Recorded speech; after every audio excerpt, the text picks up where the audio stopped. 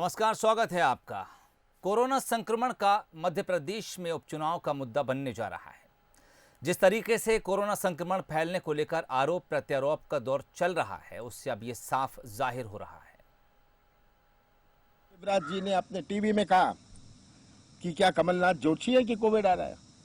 मजाक किया, कौन सा कोविड। सब ने, पूरे प्रदेश ने देखा, इसका मजाक करते रहे। मैंने तो जनवरी की आखिरी से, जब भी मुझे ऐसे संकेत मिले थे कि कोविड आ रहा है, मैंने वीडियो कॉन्फ्रेंसिंग, पत्र लिखा था। ये सब आज खुली बात है। मैंने शुरुआत करी थी, उस वक्त मध्य प्रदेश में एक कोविड केस नहीं था। 23 तारीख तक एक कोविड केस मध्य प्रदेश में नहीं था। और 23 तारीख के बाद जो हालात हैं, आज पूरे प्रदेश के सामने। पिछले दिनों छिंदवाड़ा पहुंचे पूर्व मुख्यमंत्री कमलनाथ ने कोरोना संक्रमण फैलने के पीछे यही कारण गिनाए थे। कमलनाथ ने कहा कि उन्होंने कोरोना रोकने के लिए तमाम सारी तैयारियां की थी, मैंने तो लेकिन बीजेपी सरकार गिराने में जुटी हुई थी। इससे पहले भी संक्रमण को न रोके जाने को लेकर कांग्रेस बीजेपी पर निशाना साधती रही है। तो बीजेपी का आरोप है कि कई मामलों में कांग्रेस सरकार को कदम उठाए जाने की जरूरत थी, जो नहीं उठाए गए। इसी की वजह से संक्रमण के मामले तेजी से फैले। अब स्वास्थ्य मंत्री नरोत्तम मिश्रा ने इंटेलिजेंस रिपोर्ट का हवाला देते हुए कमलनाथ सरकार पर आरोप लगाया है कि इंदौर में कोरोना दुबई से आई फ्लाइट की वजह से फैला। इंटेलिजेंस ने रिपोर्ट दी थी कि उसकी अनदेखी की गई। उसके पहले की सरकार में आलोचना कर रही है, मंच कोई राजनीतिक मंच नहीं है, इसलिए आलोचना नहीं कर रहा। लेकिन वास्तव में उसके पहले इंटेलिजेंस की रिपोर्ट अगर हम देखें तो ये कोरोना अगर इंदौर में नहीं आया होता दुबई वाली फ्लाइट से, जमाती से, तो शायद मध्य प्रदेश में इतना भयावह नहीं हो। इंदौर से भोपाल में आया, इंदौर से बाकी के मध्य प्रदेश, चाहे वो उज्जैन हो, चाहे खंडवा हो, बुरहानपुर हो, यहां तक कि हमारे डबरा तक में अगर गया तो इंदौर से गया। मध्य प्रदेश में कोरोना संक्रमितों का आंकड़ा 8,000 के पार हो चुका है। इंदौर में आंकड़ा 3400 से ज्यादा, तो भोपाल में 1400 से ज्यादा हो चुका है। देश में अब अनलॉक की स्थिति बन रही है और 2 महीने तक जो सियासत ठंडी पड़ी थी, अब उपचुनावों के चलते एक बार फिर जोर पकड़ती नजर आ रही है। Bureau report, Bansal news. तो देश में इस वक्त कोरोना काल चल रहा है और इसी बीच मध्य प्रदेश में उपचुनाव ने अपनी आहट दे दी है। जिस तरह की खबरें इस वक्त निकलकर सामने आ रही हैं, उससे यह अंदाज़ा लगाना मुश्किल नहीं है कि अब कोरोना इन उपचुनाव में एक बड़ा मुद्दा होने जा रहा है। इसी पर चर्चा करने के लिए इस वक्त हमारे साथ बीजेपी प्रवक्ता राजपाल सिसोदिया और कांग्रेस की तरफ से अब्बास हफीज साहब जुड़ गए हैं। अब्बास हफीज साहब, इंटेलिजेंस की रिपोर्ट थी, फरवरी की बात है, सरकार ने ध्यान नहीं दिया, जिसकी वजह से इंदौर में कोरोना संक्रमण फैला। फिर ये भोपाल आया, खंडवा गया, उज्जैन गया, बुरहानपुर गया। क्या कुछ कहना है आपका?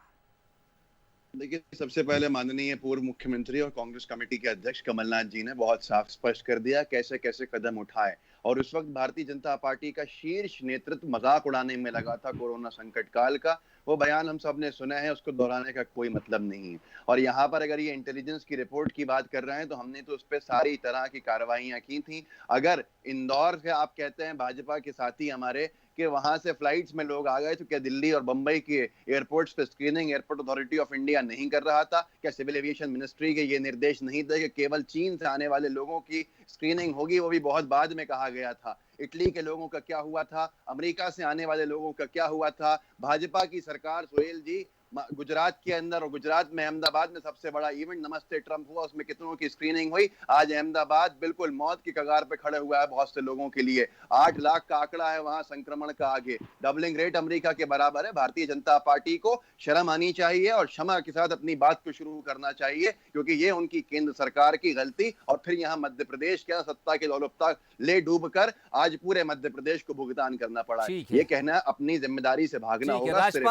राजपाल साहब, अब्बास हफीज साहब का कहना है कि गुजरात में भी कुछ जहाज उतरे थे, 22 फरवरी की बात है। कितने लोगों की स्क्रीनिंग कराई गई और उनके संपर्क में जो लोग आए गए, कितनों को क्वारंटाइन कराया गया? नतीजा हमने गुजरात में भी बहुत साफ तौर पे देखा है। कांग्रेस सदैव से अपनी बात को दूसरे राज्यों की बातों पे टालने का काम मध्य प्रदेश की सरकार ने किया। अच्छा होता है यहाँ के प्रदेश से उस शुरू समय किया के था। मुख्यमंत्री कमलनाथ जी मध्य प्रदेश पे ध्यान देते थे।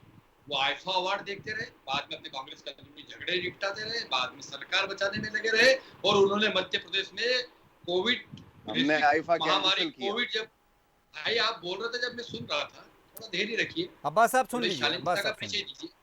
बोलिए तो राजपाल साहब। मैं ये कह रहा था कि इन्होंने इधर उधर की बात करने का काम कांग्रेस को करने का दिया।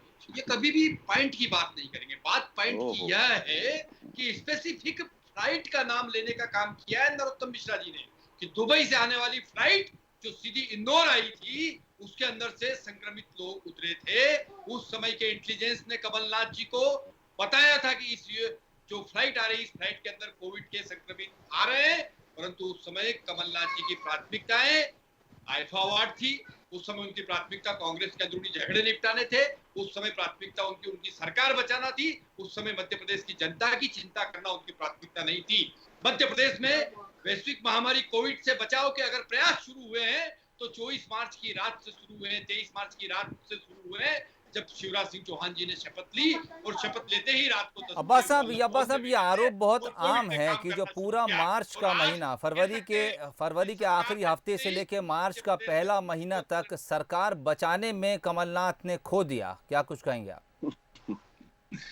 देखिए, बहुत हास्यास्पद भी होगा और अफसोस भरा भी होगा कि जिम्मेदारी जिन लोगों की थी विपक्ष की, एक सार्थक विपक्ष निभाने की, एक उसके बावजूद क्या हो रहा था मध्य प्रदेश में सब जानते हैं। कोरोना वोरोना और ज्योतिषी सारी बातें आपको पता है। लेकिन ये जो बात कह रहे हैं ना कैलाश जी की और शिवराज जी की, नरोत्तम जी की, जो बात कह रहे हैं कि इंदौर के अंदर इंटेलिजेंस का इनपुट, क्या पहला केस इंदौर में था? 4 संक्रमण जो हुए, 4 संक्रमित लोग जो पहुंचे वो दिल्ली से होते हुए पहुंचे, एयरपोर्ट पर उनकी स्क्रीनिंग नहीं हुई और जबलपुर में पहुंचे। तो ये बात सरासर झूठ है। अपनी जिम्मेदारी से बचना है, भागना है और कुछ नहीं है। पहली फरवरी के पहले हफ्ते में चीफ सेक्रेटरी महोदय के साथ मुख्यमंत्री महोदय ने पूरे जिला प्रशासनों के जो अध्यक्ष थे उनसे पूरी मीटिंग वीडियो कॉन्फ्रेंसिंग के माध्यम से की थी। पीपीई किट की पहली बार बात करने वाला कोई मुख्यमंत्री था तो वो कमलनाथ जी थे कि आपके पास सुरक्षा व्यवस्था कितनी है। और उस वक्त जो केंद्र से स्वास्थ्य मंत्रालय से जो गाइडलाइंस मिली थी स्वास्थ्य विभाग से, उसके हिसाब से काम चल रहा था।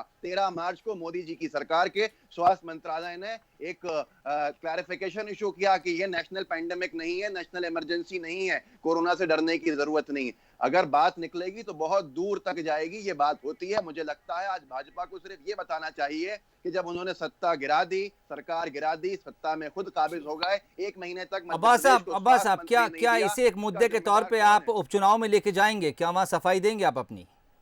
सबसे बड़ी बात है सुहेल जी कि उपचुनाव जनता इन मुद्दों के ऊपर इनसे सवाल करेगी। हमारा तो बाद में बात आएगी। जनता ने भुगता है, जनता के घरों के चिराग बुझे हैं। इनकी नाकामी, इनकी सत्ता लोलुपता के कारण मध्य प्रदेश इनकी आपसी रंजिशों की वजह से, अंतरकलह की वजह से बिना स्वास्थ्य मंत्री, बिना गृह मंत्री के कोरोना के सबसे जो गंभीर संकट काल था उसके अंदर रहा और उसका जिम्मेदार सिर्फ भारतीय जनता पार्टी है और कोई नहीं है। चलिए अब्बास साहब, जनता अगर ये बात पूछेगी तो मैं राज्यपाल साहब से जवाब लेना चाहूंगा। राज्यपाल साहब, जनता अगर इस सवाल को पूछती है तो बीजेपी के पास क्या कुछ जवाब होगा अगर ये मुद्दा, कोरोना का जो मुद्दा है, ये उपचुनाव में उठता है? ये पब्लिक है, ये जनता ये सब जानती है।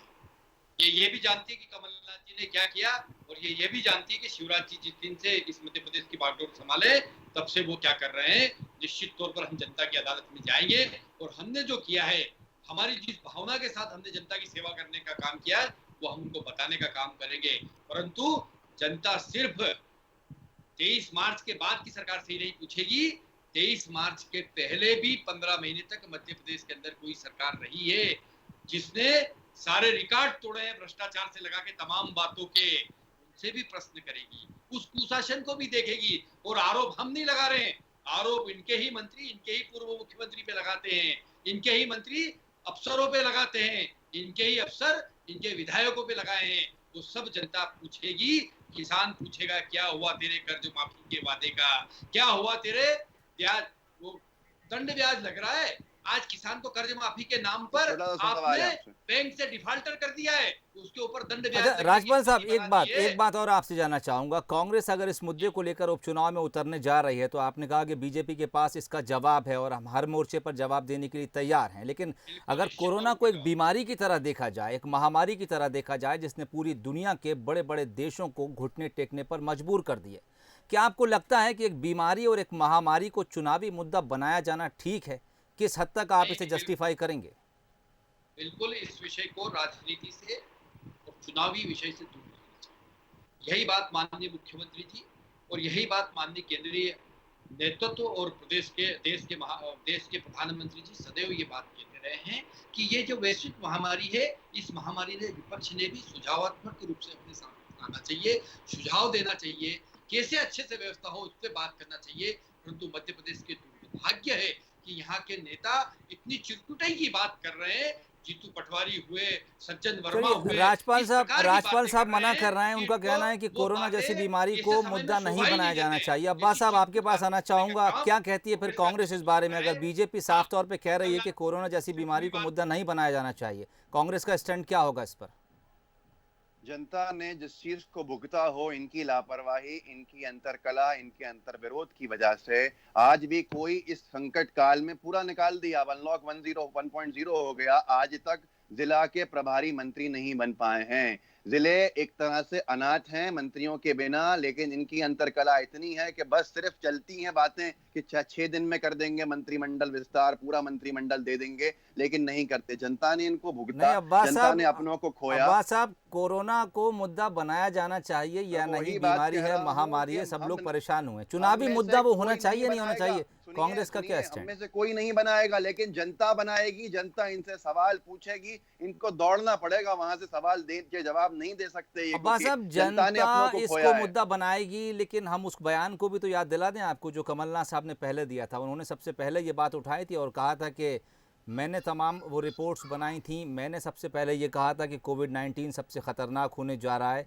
लेकिन केंद्र ने और उस वक्त की जो मध्य प्रदेश में बीजेपी थी उसने बिल्कुल मेरी बातों पे ध्यान नहीं दिया। मजाक बनाया गया और ये कहा गया कि कमलनाथ कोई ज्योतिषी हैं क्या।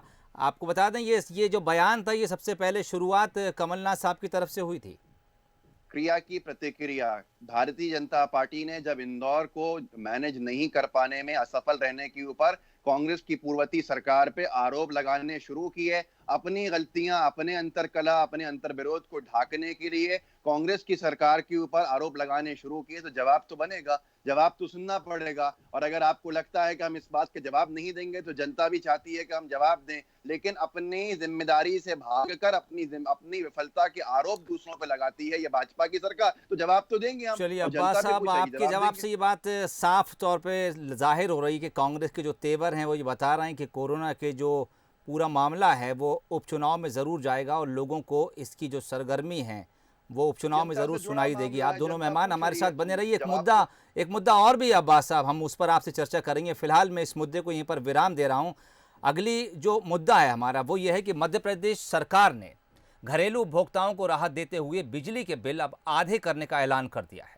इसके साथ ही छोटे बड़े उद्योग, शोरूम समेत सभी प्रतिष्ठानों को राहत देते हुए ये तय किया गया है कि अप्रैल से जून तक बिजली बिलों पर फिक्स चार्ज नहीं लिया जाएगा।